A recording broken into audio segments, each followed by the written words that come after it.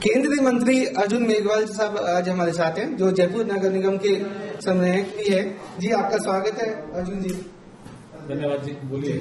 निगम चुनाव जो जयपुर के होने जा रहे हैं, आप किस तरह के उम्मीदवार में क्वालिफिकेशन या योग्यता होनी चाहिए, आप क्या देखते हैं? देखिए, आज हमारी काफी अच्छी बैठक हुई है। जयपुर के सभी पदाधिकारी उसमें थे, जनप्रतिनिधि भी थे। दो बातों का विशेष रूप से ध्यान रखने की बात तय हुई है। एक तो वार्ड चेंज नहीं हो, कम से कम चेंज हो, वो तो बहुत प्रदेश स्तर पे जाके चेंज हो, तो वार्ड का मूल निवासी, एक तो ये योग्यता होनी चाहिए। दूसरी, जिस कैटेगरी के लिए वो वार्ड निश्चित किया गया है, सपोज करो महिला वर्ग के लिए किया गया है, जनरल के लिए किया गया, ओबीसी के लिए किया गया है, या SC/ST के लिए किया गया है, उस कैटेगरी का आदमी हो। तीसरा, 65 साल से भी ज्यादा बड़ा नहीं हो। ये भी, इन चीजों का भी हम ध्यान रखेंगे। ज्यादा यूथ है, कार्यकर्ता हैं, जो सक्रिय हैं, जो जीताऊ भी हैं और टिकाऊ भी हैं, यही प्राथमिकता रहेगी। विकास का क्या एजेंडा लेके चल रहे हैं कि विकास निगम में, क्योंकि भ्रष्टाचार का भी एक मुद्दा रहता है, और विकास किस तरह से देख रहे हैं कि एक छोटे निचले स्तर पर विकास किस तरह से होना चाहिए? देखिए, नगर निगम में विशेष रूप से जो सिविक्स सुविधाएं होती है, सड़क है, बिजली है, पानी है, पार्क है, घूमने की सुविधा है, पार्किंग प्लेस है, ये सब नगर निगम के दायरे में आते हैं। इनमें प्रॉपर विकास हो। जयपुर तो हेरिटेज सिटी भी है, स्मार्ट सिटी भी है, तो उनका जो भारत सरकार से पैसा आ रहा हो, चाहे अमृत योजना में आ रहा हो, RUIDP के तहत आ रहा हो, उसका प्रॉपरली विकास हो, ये हमारा एजेंडा रहेगा। विकास ही हमारा एजेंडा, विकास और सुशासन, डेवलपमेंट एंड गुड गवर्नेंस, ये हमारा एजेंडा रहेगा। जी, तो पार्षद के चुनाव में देखा जा रहा है कि लोकली भ्रष्टाचार का काफी मुद्दा हावी रहता है। पार्षद को चुनते समय कि पार्टी में भ्रष्टाचार के मुद्दे पे बताया ना, ये 4-5 चीजें हम देखेंगे। साफ सुथरी छवि हो, उसमें भी एक मुद्दा है, वो भी देखा जाएगा। इसलिए जो आप कह रहे हो ऐसी चीजें नहीं आएगी। जीताऊ कार्यकर्ता हो, साफ सुथरी छवि का हो और टिकाऊ हो, तो ये मुद्दे जो आप कह रहे हो सब गौण हो जाता है। एक और सवाल मैं करना चाहूंगा कि किसान कृषि बिल पे जो आम किसानों का राय है कि वो चाहते हैं कि MSP को मिनिमम सपोर्ट लाई जाए, उसको सुनिश्चित कर दिया जाए, कानून ला दिया जाए, उसमें क्या ऐतराज है सरकार को? नहीं, कोई ऐतराज नहीं है। MSP रहेगी, आगे भी रहेगी, आज भी है। MSP के लिए एक एग्रीकल्चर मंत्रालय में एक डिपार्टमेंट है। कांग्रेस जनता को भ्रमित कर रही है कि MSP खत्म हो जाएगी। जब वो डिपार्टमेंट खत्म होगा तभी तो। वो डिपार्टमेंट कांग्रेस के जमाने में भी था, जो MSP तय करता है। एग्रीकल्चर बिल पास हुए, उसके बाद नरेंद्र सिंह जी तोमर साहब ने लोकसभा में घोषणा की 5 जिन्सों की। जब जरूरत पड़ेगी MSP की घोषणा होगी। हमने ही MSP के जो दाम है बढ़ाए हैं ना, स्वामीनाथन आयोग रिपोर्ट को लागू किसने किया? हमने किया। हम क्यों खत्म करेंगे? नहीं, ये जो कृषि बिलों को लेकर के कांग्रेस भ्रम फैला रही है, ये राजनीतिक कारणों से फैला रही है। हमारा एजेंडा तो था ही कि हम एग्रीकल्चर रिफॉर्म करेंगे, लेकिन कांग्रेस का भी एजेंडा था। कांग्रेस का घोषणा पत्र उठा के देखना। जी बिल्कुल। तो जनता अब समझ रही है कि कांग्रेस दो मुंही बातें कर रही है। किसानों का कहना है कि प्राइवेट जो मार्केट है, जो मंडियों के बाहर का मार्केट है, उसमें भी MSP फिक्स कर दी जाए तो किसानों को सुविधा होगी। इस पे आप MSP तो रहेगी ना। MSP का मार्केट में 23 तो अब जब बाहर बिकेगा माल, उसके लिए किसान स्वतंत्र हो गए ना, कहीं भी बेचे। जहाँ MSP ज्यादा मिलेगा वहां भी बेचेंगे।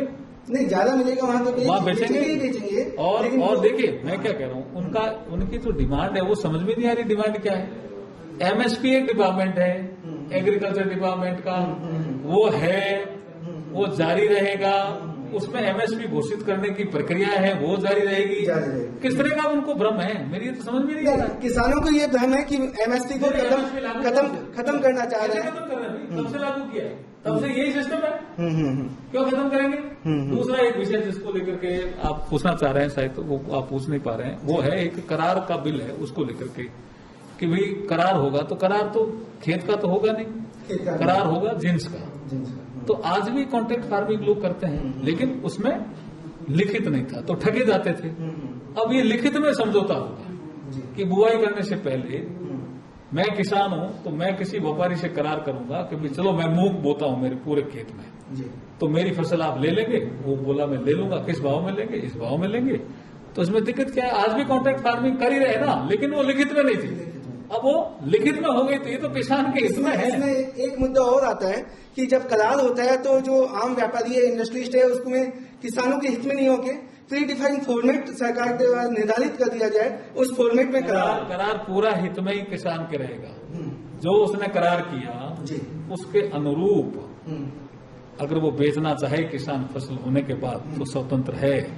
अगर बाजार में भाव बढ़ गया तो किसान बाजार में बेचने के लिए भी स्वतंत्र है, ये कोई बता नहीं रहा है इन चीजों को।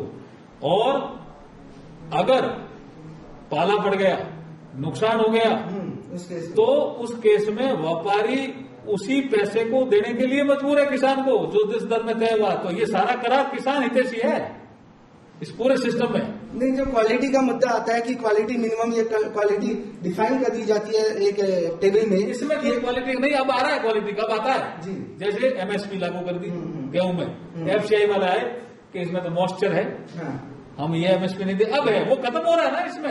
इसमें किसानों के सारे एग्रीकल्चर रिफॉर्म में किसानों के हित की बात है। एक और लास्ट क्वेश्चन करना चाहूंगा, जो किसानों के द्वारा जो लाखों करोड़ों रुपए का मल्टीनेशनल कंपनियों को जो इंश्योरेंस चला जाता है, क्यों नहीं वो इंश्योरेंस का पैसा सरकार अपने मद में रखे और जब जहां जरूरत पड़े वहां पे उसको डिस्ट्रीब्यूट किया जाए? कौन सी मल्टीनेशनल कंपनी को चला जाता है? जो इंश्योरेंस कंपनियों को चला जाता है। फसल, आप प्रधानमंत्री फसल बीमा योजना की बात कर रहे हो? क्यों प्रधानमंत्री फसल बीमा? देखिए, प्रधानमंत्री फसल बीमा योजना तो अब मोदी जी आए तब आई, लेकिन किसानों की एक फसल बीमा योजना अटल जी लाए थे। उससे पहले कांग्रेस ने क्यों नहीं सोचा कि फसलें तो खराब किया, कांग्रेस के जमाने में होती नहीं थी क्या? होती थी, उन्होंने कभी सोचा ही नहीं ना। अटल जी के मन में आया कि किसानों को साहूकार से थोड़ी पैसा लेते समय मुक्ति मिले, इसलिए केसीसी लाए। वो तो अटल जी लेकर आए, हम ही तो लेकर आए। हम किसान विरोधी कैसे हो सकते हैं? हम केसीसी हम लेकर आए, तो कितना बड़ा प्लेटफॉर्म है किसानों को लिक्विडिटी उपलब्ध कराने का। वो तो अटल जी के समय आए। प्रधानमंत्री ग्राम सड़क योजना कौन लेकर आए? हम लेकर आए। क्या उससे पहले कांग्रेस शासन में थी, वो क्यों नहीं लाई? ताकि किसान का जिन्स मंडी में बाजार में जाए।